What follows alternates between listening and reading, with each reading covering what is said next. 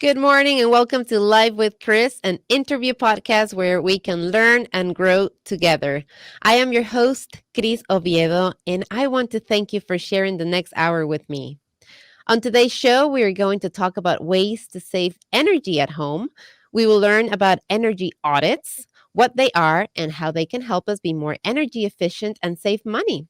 We will also get some tips on things we can do today to be more energy efficient.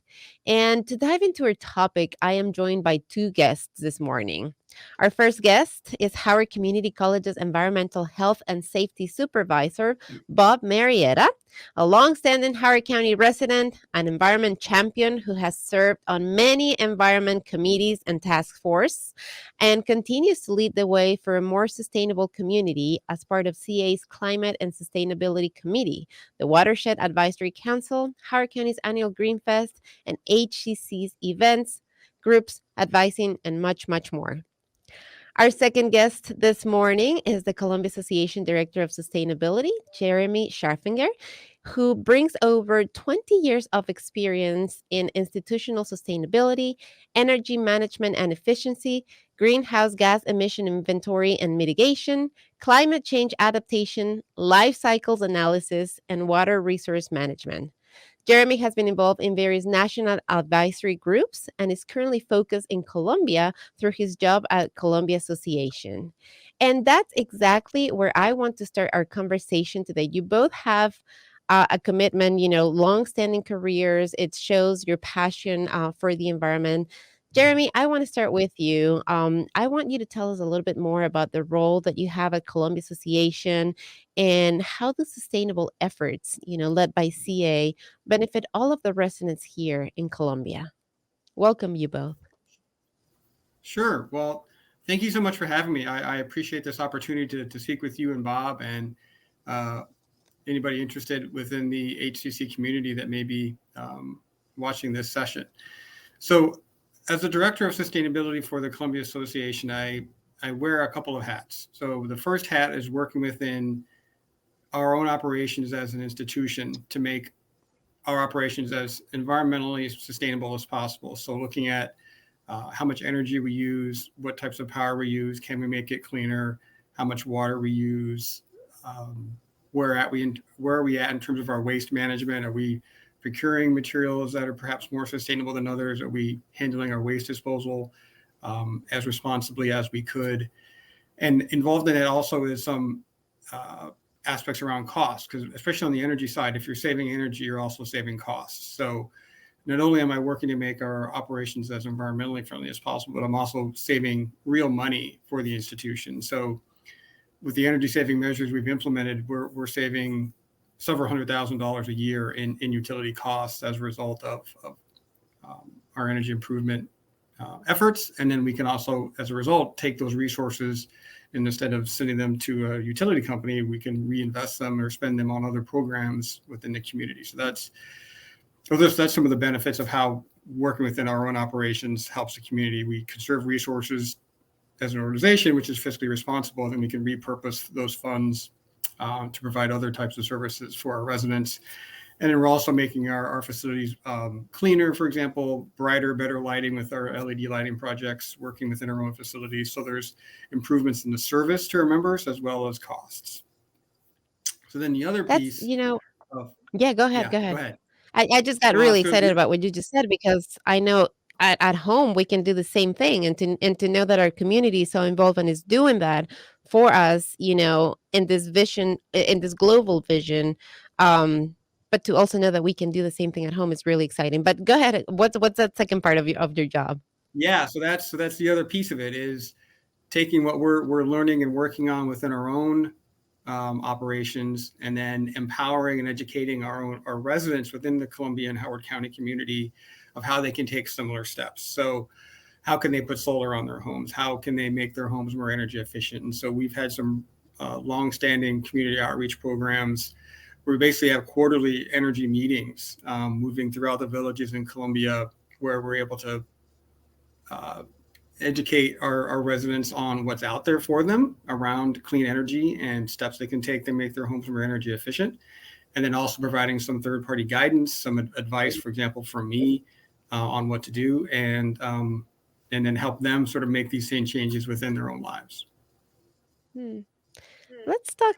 It sounds like, and I appreciate this part that you just mentioned so much. You said they can also inform you, right? Many times I feel that we feel that we are being lectured, right? And yet here you're saying this is a partnership. This is a work that we're doing together. Yes, we come and we tell you what we've done, but we also want you to inform us. Tell us a little bit more about that relationship, right? And why it is important that not only CA is coming and saying, "Hey, this is what we found," but that you're also asking and actively listening for that input from our residents. How does that help? How does that inform? And how does that continue to help us move forward in this process of becoming more sustainable?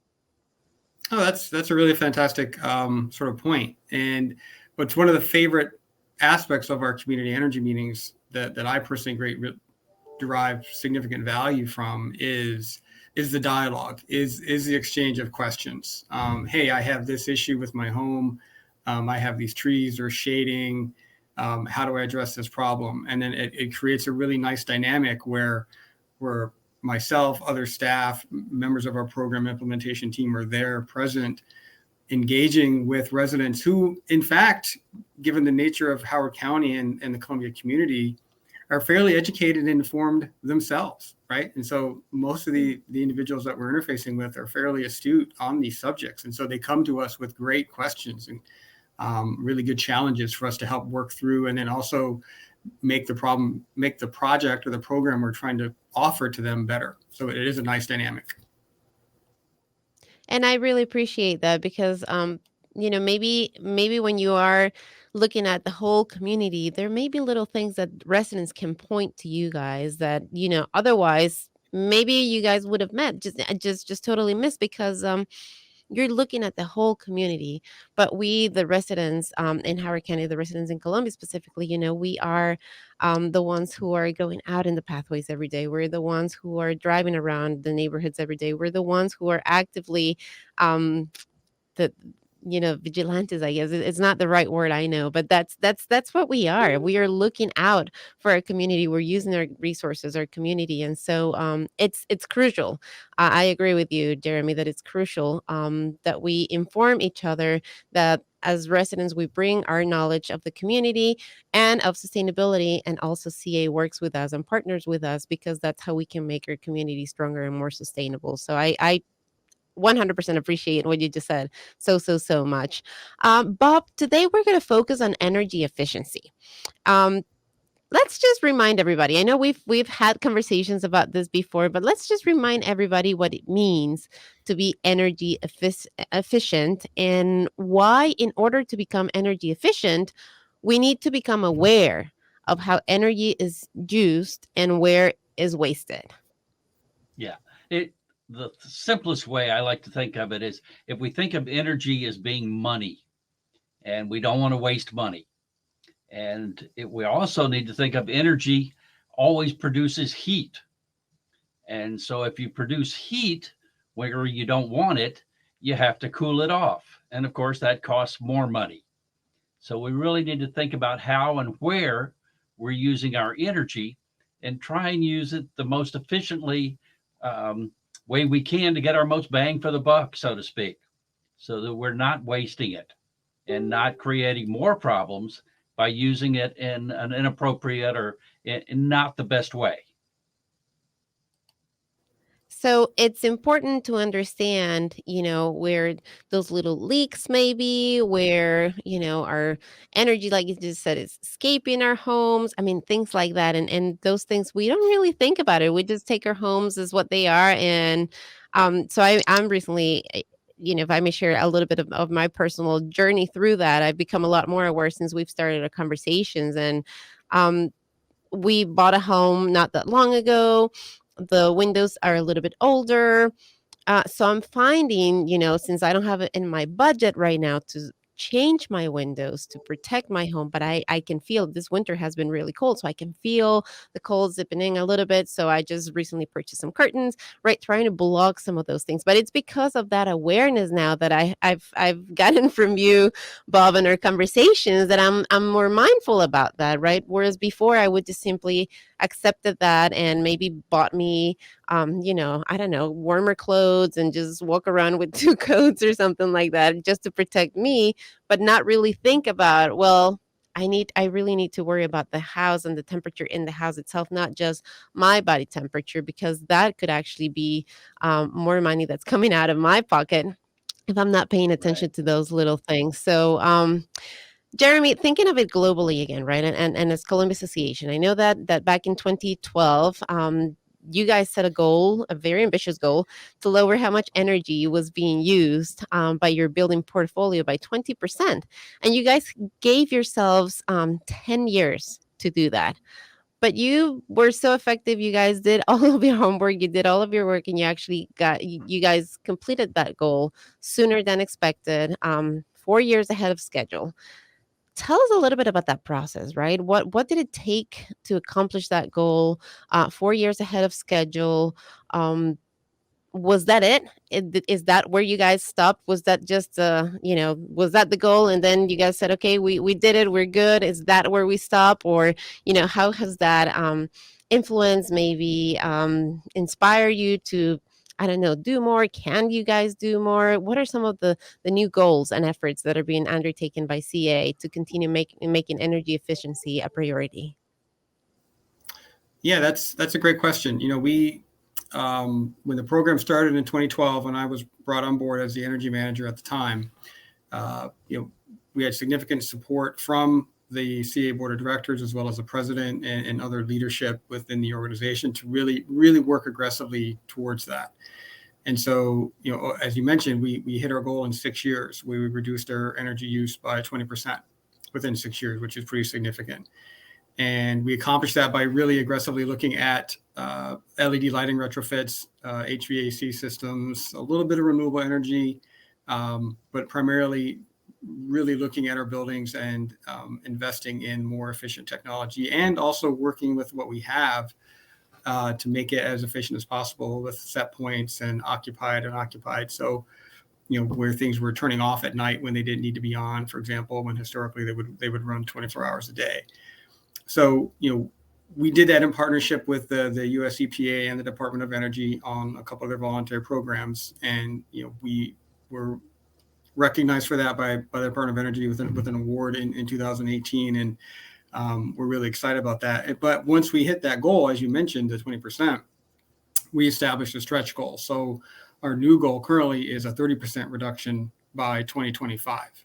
So we hit that goal. And it's going to be harder, because pretty much with most things, you can get, as you try to ratchet things down further and further, the next incremental improvement takes more effort, right? Because you hit the low hanging fruit, you hit the easy things to do, and it gets to be harder and perhaps more resource intensive, perhaps cost a little bit more money to try to get those last few percentage points. So we have a new goal of a 30% reduction by 2025. And we've done a lot of the energy efficiency improvements. We're continuing to go down that path, but now we're more looking aggressively at on-site renewables, so more solar on our facilities to help us achieve that goal.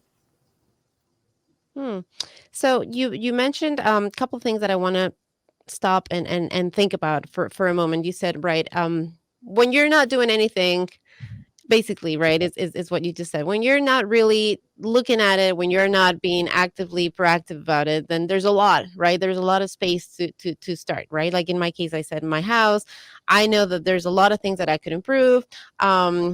We do have solar. When we purchased the house, it came with solar. So I know that at least there I'm doing something. But I cannot say that I have been very mindful, that I have been very actively proactive thinking about this, right? It's in my mind.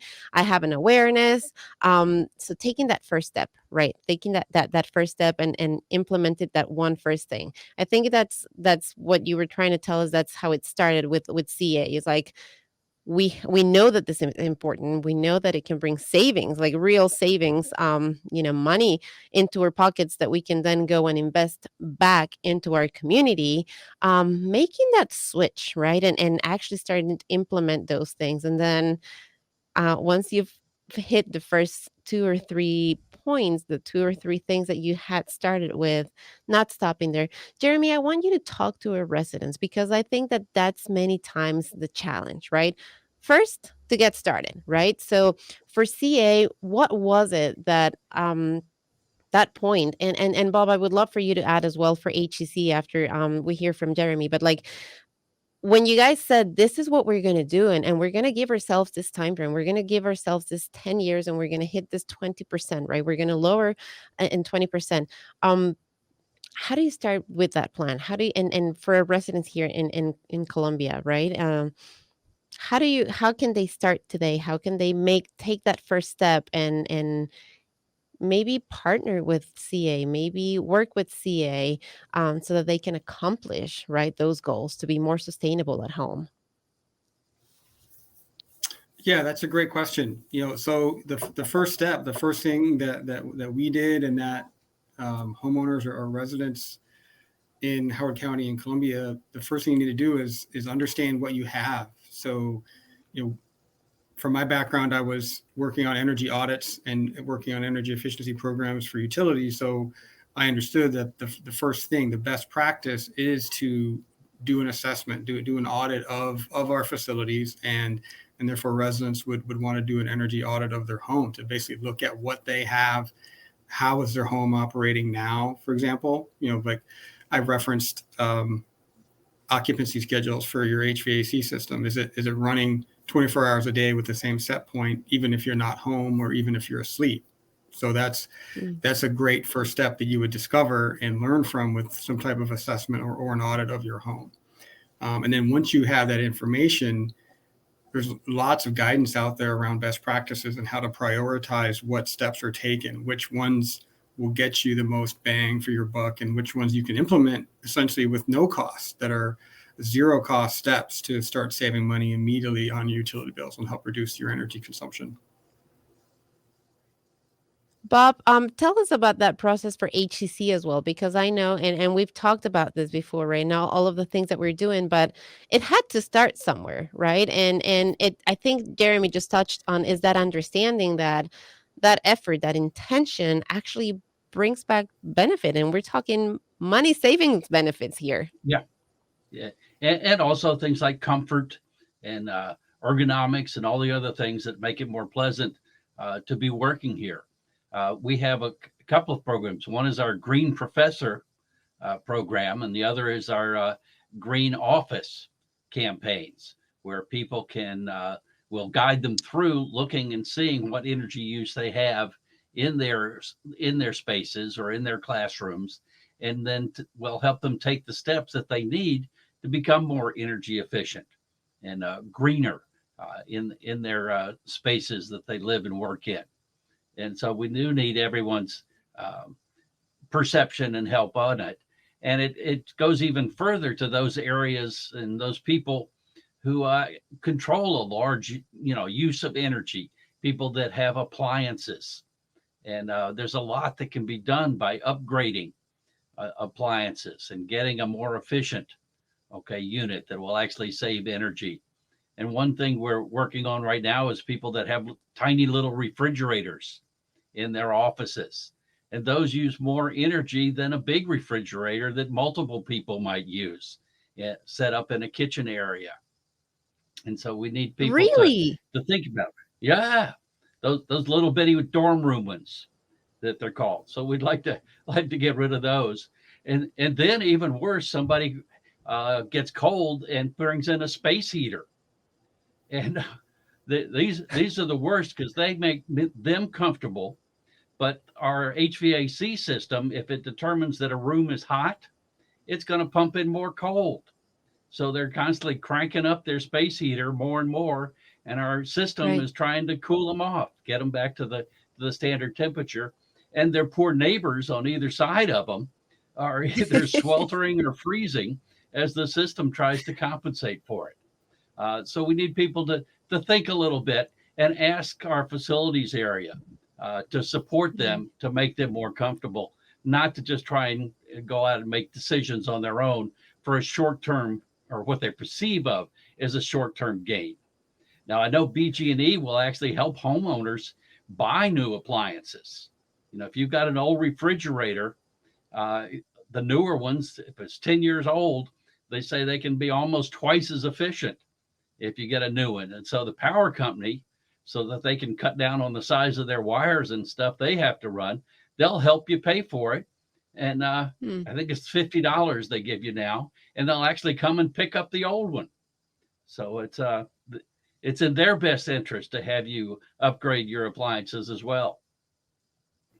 Yeah, no, it sounds like everybody who understands the savings part of it is it's so invested in it that they're willing to give you money, to come and replace. And I do have to say though, I mean that little piece of information you gave us there, right? We've heard so many times, that the small details matter, but like in this case, right? The small refrigerators, the small heaters, amazing how much effect they can have. So seriously, pay attention to those small details in life. They Right. make great impact, as Bob just told us. And the other thing, Jeremy, we all have the power yeah, supplies go ahead, now. Bob. Okay, what we call phantom power. Okay, and all these devices that are not running by batteries and stuff have low power supplies. And if we leave those on when we're not using them, they keep using the energy, and that of course produces more heat. And so we're developing what we call a smart office program, where people use smart power strips that will turn those devices off when they're not in use. And so we're saving more and more energy, more and more heat, more and more money, okay, by doing those types of things. And and it's more convenient. I mean, one of the things that I really appreciate during Christmas time is, having that little timer outside that will turn my lights on and off. For me, is one less thing that I have to remember, that I have to worry about before I go to bed every night, right? It does that for me. And if we can have that for everything else that's there, and know that that's bringing money back to our pockets, it's worth that investment. And Jeremy, I think you kind of talked a little bit about that, right? And you said, first you need to know, right? You need to learn what's working, what's not working. Bob, you also talked about that as well. Um, you have to have that knowledge. You have to know what's happening. You have to know what's taking that energy when it's not necessary. And you've mentioned a couple times, Jeremy, an energy audit. Um, Tell us a little bit. Help us understand what an energy audit is, what it looks like. Is it a pass fail? Is it something that we need to be a little scared of, or is it something that we should be really open and comfortable with? And what's the process like, right? Do we need to prepare a house for something like this? Yeah, that's a great question. So there's actually two steps that you can take. So the first step is really straightforward. It's called a quick home energy checkup, and it's offered by Baltimore Gas and Electric through their Smart Energy Savers program. And you can go to their website at I think it's bgesmartenergy.com/residential, and you can find their quick home energy checkup page. And that is actually free, and it takes about half an hour to an hour, and an auditor will come through the home and do a quick walkthrough. They'll offer you some free LED light bulbs, I think up to a dozen of them. They can do some small energy efficiency improvements on the house, even at that time, for example, by putting on insulation on the hot water pipes associated with your water heater. And they can do recommendations, a quick spot check of the home, looking for drafts or leaks or issues with insulation. So it's a very cursory review, and then you'll get a summary report of any potential issues that they found through this quick home energy checkup. So that's the easiest, most simple step that anyone can take right now, to have a professional come and do a quick scan of their home. It's they're licensed, they're managed through Baltimore Gas and Electric's program, so it's completely reasonable and safe, and it happens all the time. So that's the first step. The second step is a full-blown home energy audit, and this is about 3 to 4 hours. The retail price is about $400, but because it's incentivized, it's only $100 for a resident, a homeowner.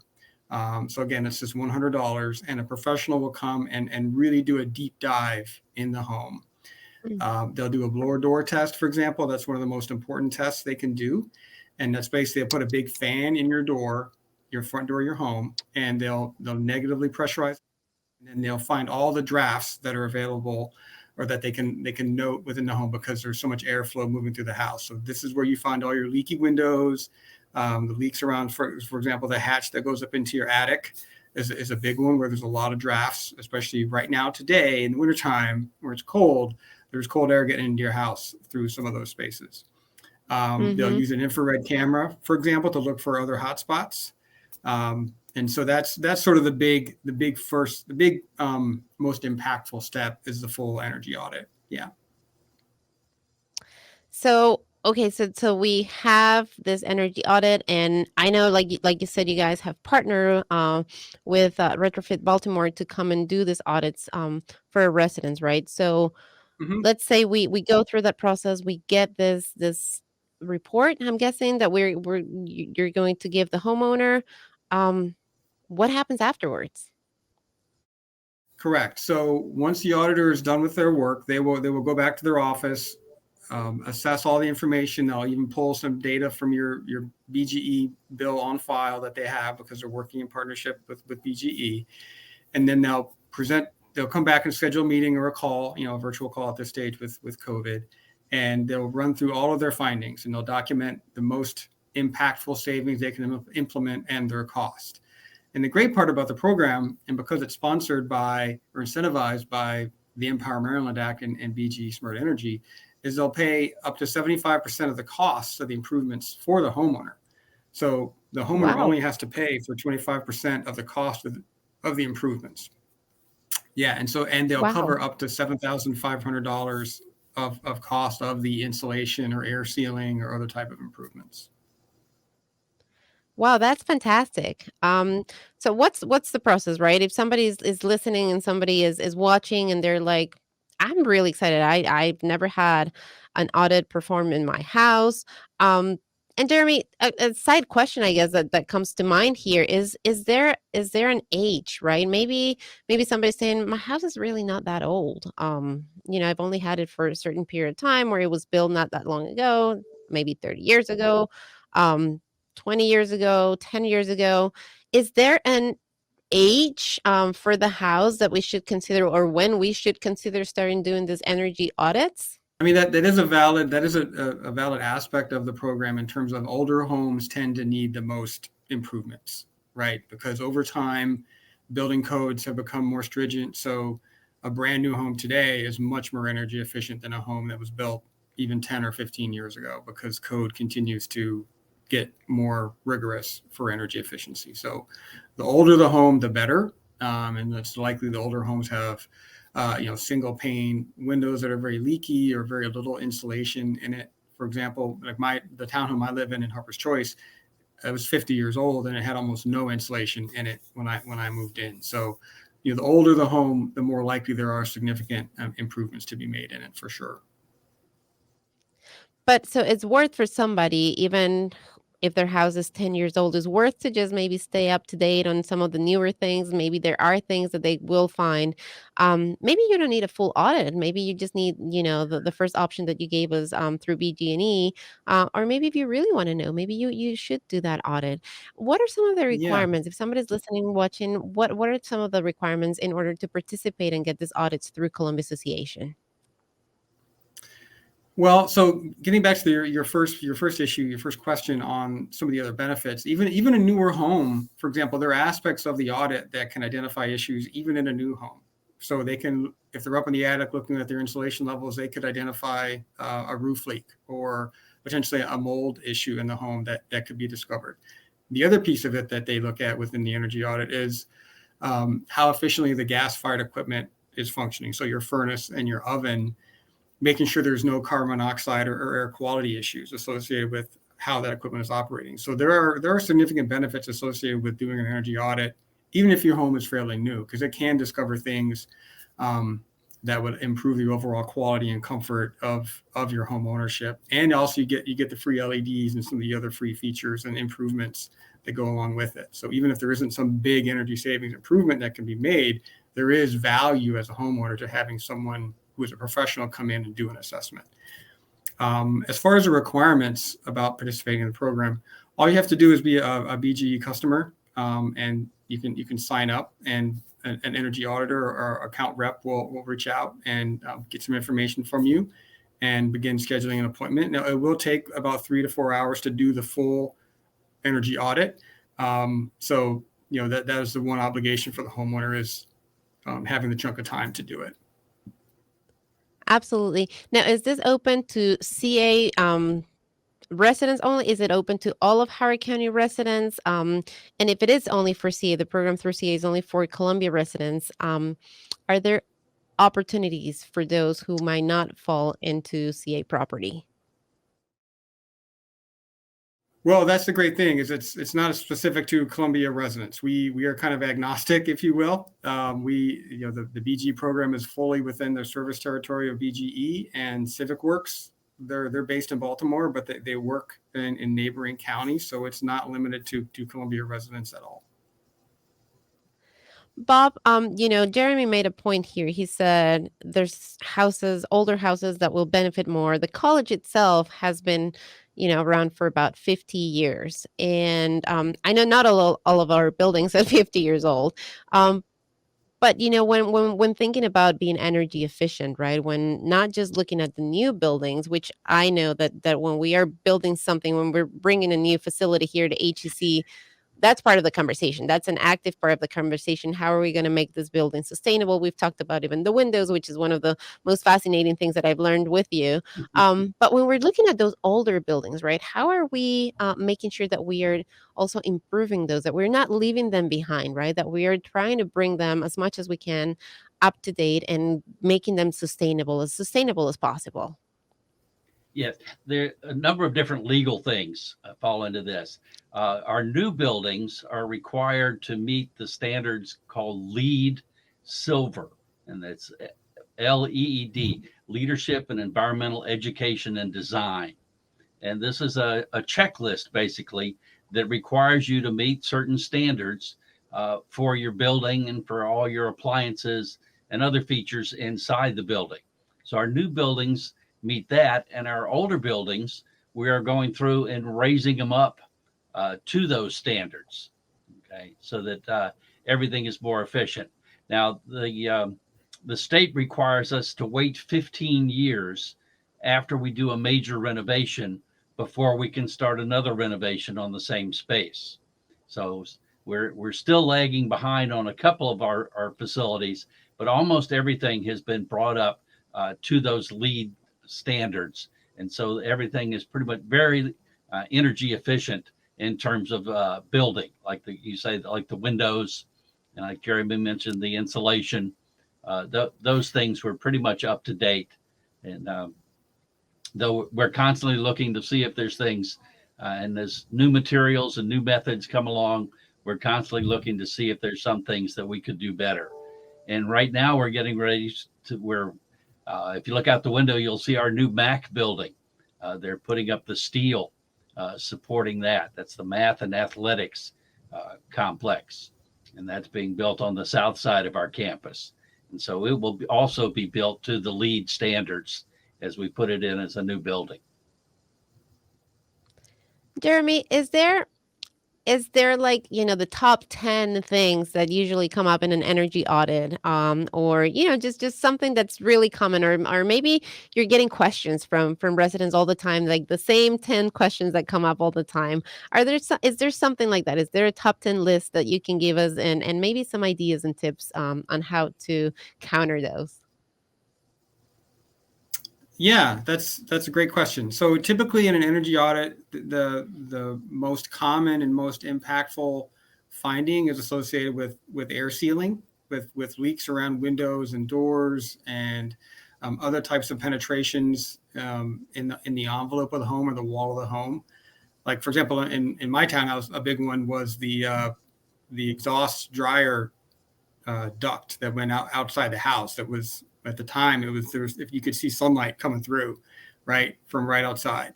So air sealing is a big one. It's typically the most cost effective and results in the most energy savings.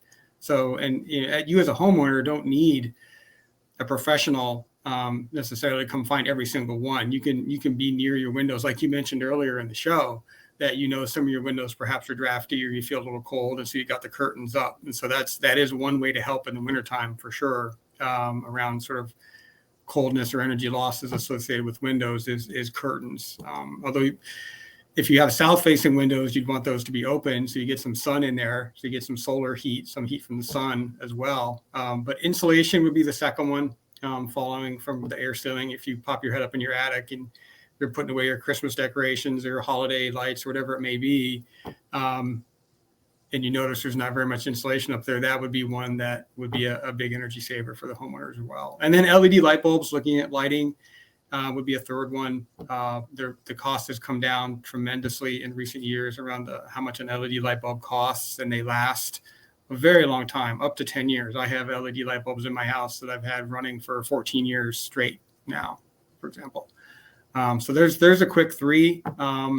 Using your thermostat, what are your set points? Is it keeping your house really warm or really cool when you're not home? And that's free. That doesn't cost you anything to implement that energy saving measure right there. Just making sure you have reasonable temperature settings for your air conditioning and heating system, and that it's not running when it doesn't need to.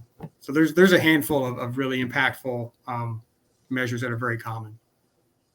Absolutely. No. And, we've talked about residents and we're thinking residents, homeowners, right? But a big part of Colombia is also businesses.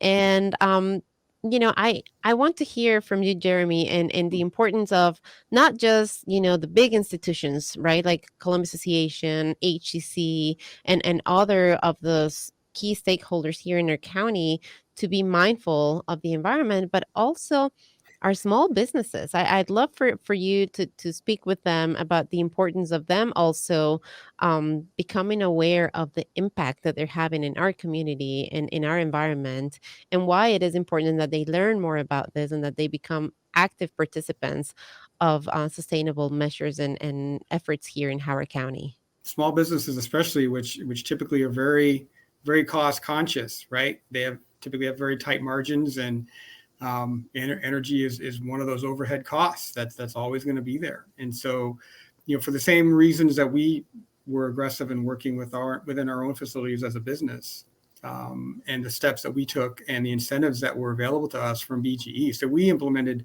numerous projects with significant financial support through BGE Smart Energy Savers program. So just like residents, there are similar programs on the commercial side. So a small business could access some information through BGE Smart Energy Savers website around programs where they will install LED lights in a small business, for example, but at a significant discount of paying for up to 2/3 of the cost to install those lighting measures within that commercial space. For larger projects, there's custom programs where they can really get some significant energy savings, because some of these businesses have a lot of equipment that use a lot of energy. And so energy costs may be, in fact, if they're an industrial type operation, probably their biggest cost of doing business in some cases. So there are a lot of great programs available through BGE to help businesses, especially small businesses, make improvements in their facilities and reduce their utility costs. Bob, we have talked about, that upfront investment, right? And that usually is one of the deterrents, right? Because you're like, maybe, Jeremy just told us that maybe if we make some changes and we put energy efficiency at the top of our priorities, that will give us in return extra money, but it's not right away. And so let's just expand on that idea, right? And I know we've done this again before, Bob, but I really feel it's important. Like I said, I know that I need new windows. I just know that no matter how many curtains I put to try to cover that, and that's just not going to solve it. But it takes that intention. It takes the budget to do it as well. So, help us work through that uncomfortable place of, okay, I need to make that investment. I need to step into my pocket, right? Put my hand in there, get that money out, and make that investment, because it's actually going to bring me, it's just going It'll to bring my save you money down the right back road. into my pocket. Yeah.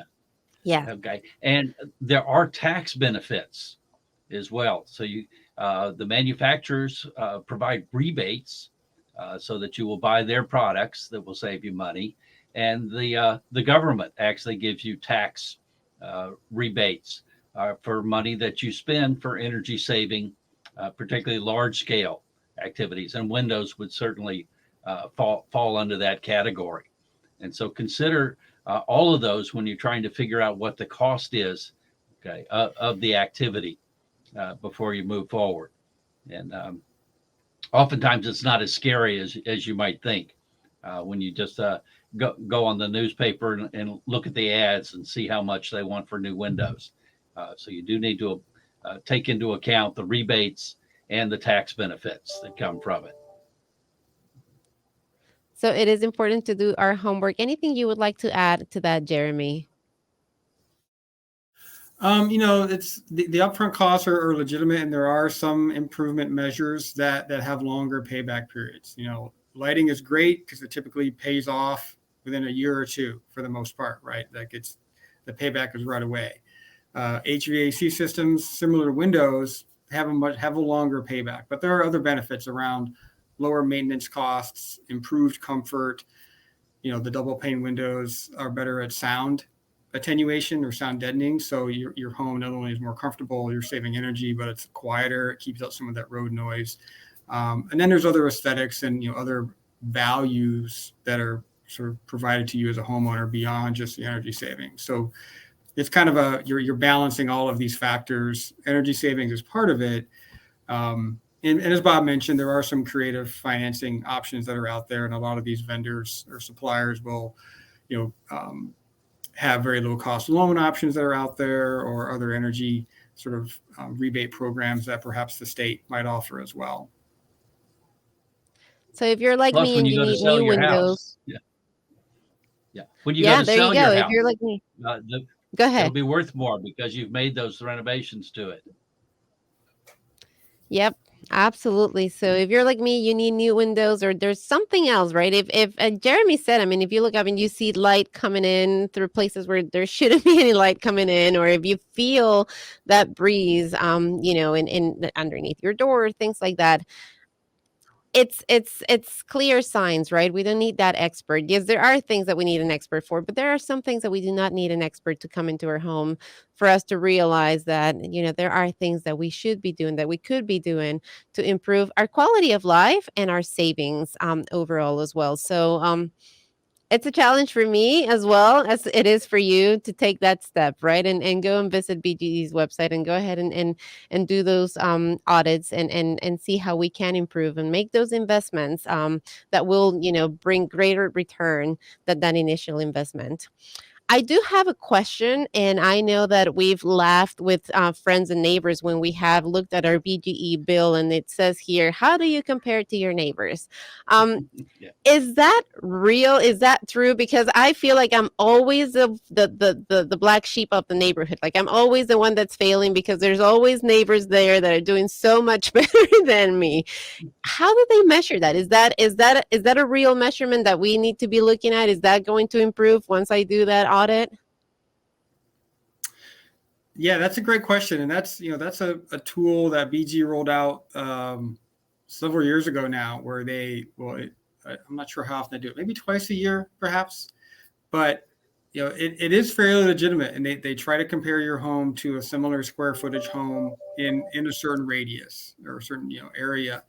They don't necessarily take into account some of the unique features your home might have, whether it's in an older versus a newer home, or the architectural style might have a lot of exposed surface area and be really fancy, as opposed to one that's just kind of a cube and therefore is much more energy efficient just based on its design. So it's a very coarse measure, but it's fairly accurate for what it's providing you. And so it also doesn't take into account if you have kids in the home. It doesn't count how many people are living in the house. So if it's 6 people in the same house, same square footage house, that's being compared to one that's just a retired couple, right?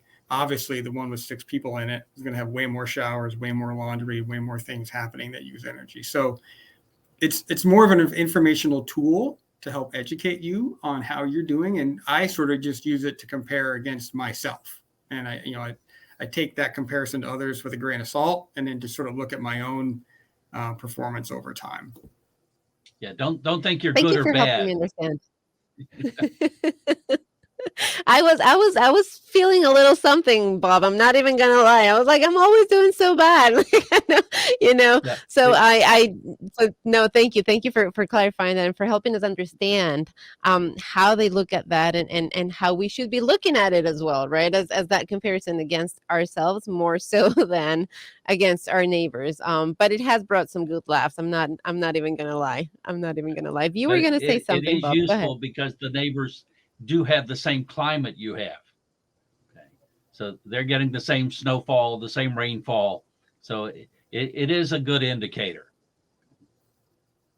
So I will pay attention to it. I will make better efforts at home. But I will keep what you said, Jeremy. I mean, you took a little bit of that pressure off my shoulders, by saying it really depends on how many people are in your household and all of that, and that is going to affect when comparing to other ones. So it's individualized that we need to look at it. So I appreciate that so much. Um, all right. So we are in the middle, right in the middle of February. We still have a little bit. I mean, our groundhog said that we still have a few more weeks of winter. I would love for you guys, we can start with you, Jeremy. Give us some tips, right? As we finish with winter, leave it behind, and transition into spring. Tell us some things that we should consider, that we should keep in mind about energy efficiency at home. Like I said, as we finish winter and go into warmer weather. Oh, that's fantastic. Moving into the seasonal change, especially going from winter and then, spring, eventually into summer. So springtime is a great opportunity to have an inspection done on your HVAC equipment, for example. Have someone come out, make sure it's got the filters are changed, that it's the refrigerant amount that's in the system is correct. So when you do get those warmer temperatures that hit, your HVAC system is ready. So that would be one sort of spring activity that I would strongly recommend is have an inspection done on your HVAC system to make sure it's ready for summer. And you don't have any issues that pop up or some inefficiency or your filters are really dirty and you're having problems associated with that. The other thing I personally find is as we're getting into spring and warmer, more moderate temperatures, if you're able, and if allergies or what have you might preclude you from this, but if we have a 65 or a 70-degree day coming up, which I think we do, take that opportunity to open a window, right? You don't have to just sit there and let your heater run and keep your air conditioning working to keep your space comfortable. If you have some warm, fresh air that might be, and it's going to start coming, and you're going to have to be aware as we move into spring that, hey, it's 70 degrees outside. Maybe I can open a window and turn my air conditioning off. And it just takes a little bit of awareness and management on your part as a homeowner to kind of take advantage of those nice, warm spring days. Bob, what would you I add? also like to, yeah, I think spring is a great time when we start going outdoors without rushing to get into our cars. And so take the time to look around your house and see what's starting to grow. And as we think about, we like nice trees to give us shade and to block the wind in the summer. But what happened with those bushes and those trees over the winter? Did we just forget about them? Maybe it's time to think about what we can do for them and maybe improve the conditions outside of our house and go for more more passive solar control, both heating and cooling by the vegetation that we have outside our houses. So really stop and smell the flowers, I think is what Bob is telling us. And I appreciate that in so many ways. Where can we continue this conversation, Jeremy? Where can we, stay connected with Columbia Association? Where can we learn? I know this is not the only thing that CA pays attention to. There's a lot more. So where can we, maybe have a chat with you, start that conversation, take those steps, and just really continue to follow what CA is doing to be more sustainable? Yeah, so there's a lot of great information on the Columbia Association website. If you go within the sustainability section of our community page, of our community operations page, there's a whole menu of different types of programs and initiatives that we have underway right now for the community, from watershed to our recent climate vulnerability assessment that we completed, to our energy efficiency programs and how we're partnering with Civic Works. Yep, there we go. So you can get a ton of great information on there. There are links to our solar program, for example. So here's a little plug for me. So March 22nd, we have our solar cooperative meeting. So where we do a solar meeting with residents in the community, we offer them a discounted rate to install solar on their homes and educate them on what solar is and if it's a right choice for them as a homeowner. I would start with our website. Fantastic. So visit the website for Columbia Association. Look for that sustainability part that we were just seeing on the screen. If you are just listening to the podcast, that's CA Columbia Matters. Do you know the site off the top of your head? I can't remember it off the top of my head right now. It's columbiaassociation.org/community-program/sustainability-initiatives. It's a little long, but if you just go to columbiaassociation.org, you can navigate your way there. And I actually found yesterday, I was just playing with it, and I actually said, well, let me try columbiaassociation.org/sustainability. Will bring you to that page. So don't tell them I told you, because maybe that wasn't the intention, but it's there and it works. So look into that one, and that's how you can connect with CA. Bob, remind us, please, again. Go ahead. And I'm also available as well via email. So energy@columbiaassociation.org is an email that will come to me, and I'm always available to help answer questions or provide guidance directly too. So you can actually carry this conversation right with Jeremy. Thank you for sharing that contact information for you. Bob, you always have some great suggestions of sites where we can go and explore even more, ideas of how to continue to become sustainable. We can expand on this conversation, and we can look at other initiatives, kind of like what Jeremy just told us. So where can we go to look for more information, stay involved, stay actively engaged with sustainable efforts here in Howard County? Right. The Howard County has a website called Live Green Howard County. And they do a very good job of keeping all the connections to all of the local groups and the commercial activities going on that people could check out. So it's Live Green Howard County. There we are. And lots of information there. And also coming up soon. Yeah, it just goes on and on. But coming soon is the Howard County Green Fest, April 9th. It's a Saturday from 10 to 3, and the college is hosting it. And it will be it'll be an indoor activity and an outdoor activity this year. And the Columbia Association will be there. I'm sure Jeremy will be there. You can ask him questions. But all of the local sustainability organizations, the government organizations, and a lot of private companies will be there with demonstrations, and also generally a lot of freebies being given out.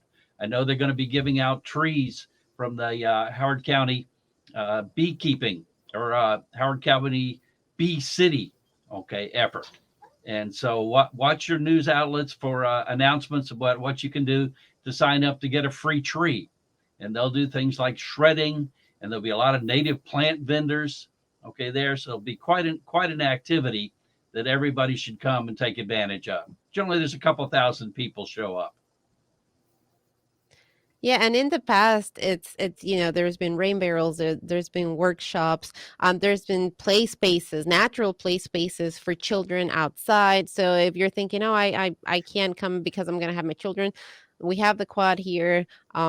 And the one thing that I really loved about that is that whether it and something that Bob you said one time to me in one of our conversations was like, if the weather if the weather is never bad, is what you said to me. If it's raining, you just got to dress appropriately for it. If it's snowing, you just got to dress for the weather. Bad choice of clothes. Yeah. I learned that from you, Bob, and I keep that very, very present in my mind, throughout every season. So that has changed my perspective.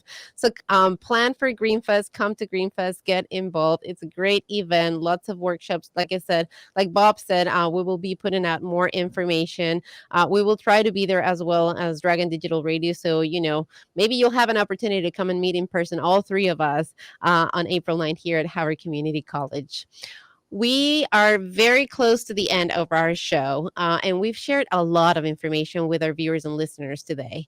So, Jeremy and Bob, and we'll start with you, Jeremy, to close our show today. If there was one thing, right? We've talked for about an hour, but if there was one thing that you wanted people to remember that you said to them today, that they said, okay, that was a lot of information, but this is the one thing that really stuck to me that I kept with me from that conversation, what would that be? Yeah, I think the one thing that I would really emphasize is that you have more power than you think. If you are able to look around, see what's happening in your home, for example, looking at your home, there are real changes you can make right now. In fact, I bet you could walk over to something in your home or in your apartment or wherever it may be and make a little change that will immediately save energy and save you money. So I don't want folks to think there's some big program they have to participate in or some major investment or they have to spend a bunch of money to make a difference. You can make a little change right now, probably with no cost if you're engaged and have an awareness of what's going on around you and able to just look and be intentional about how you're operating your home or how you're doing, in fact, anything. There are ways to be more efficient and save a little energy and money. Bob? Yeah, I would just say, remember, every little thing you do helps. Okay. It can't hurt. Every little bit you saves you money, saves you energy, and makes things better for everyone else on the planet. So that's, a very empowering message to close our conversation with today. It's basically bringing it back to you in your house, to your hands at home, right? It's we've talked about resources. We've talked about things that are out there available for you to take advantage of. But both of our guests today pretty much just said it's in your hands, it's in your power. You can make a difference, you can make an impact. You do not need to participate. You do not need to go change your windows today, right? You can do small things. You can take small steps today that are going to sum up to great impact over time. So thank you, Jeremy. Thank you, Bob, so much for this conversation, for this message, for also making us active participants, right? Reminding us that it's not just about sitting and saying, oh, there they are, the people who care about the planet and who are making all these changes and then doing wonderful things to ensure that we're sustainable. You guys said, join us. You guys said, you can do this too. You guys said, starts at home. So just keep that in mind today and every day. Everything you do matters. Thank you both, Jeremy and Bob, for that information. And thank you for listening, for watching, and for sharing this information with your friends, with your family, and with everybody else in your network. Until next time, I am Cris Oviedo.